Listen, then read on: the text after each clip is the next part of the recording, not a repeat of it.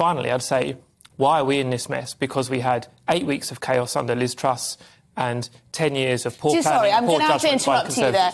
Come on, 44 days of Liz Truss chaos. This is silly. Not be the this first is silly. This really is silly. The actual borrowing premium, which was the effective consequence of that 44 days, has now stopped. And the idea that the gigantic deficit burden of debt that we have is the creation of 44 days and is much longer than 10 years. It goes back to Gordon Brown and 2008 and the introduction of quantitative easing. This is the fundamental thing. We heard the Prime Minister saying vigorously he wants to be honest. What do? People on the left, like Peter, blame it all on Kwasi Kwarteng.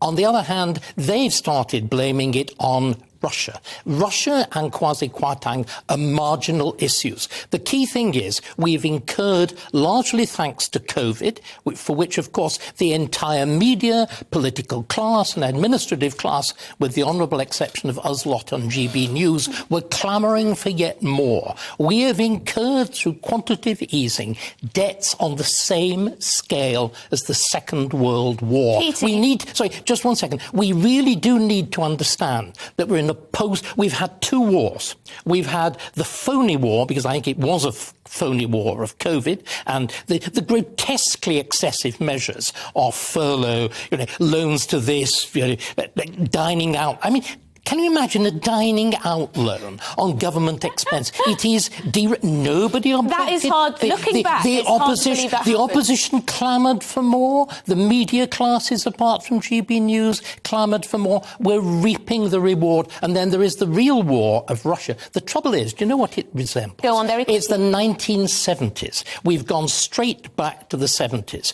Quantitative easing is the equivalent of the Barber boom of 1972. What's happened in Russia is the equivalent of the oil shock, the 6-day war, and all the rest of it. And we am afraid, our menu this evening is a 1970s menu.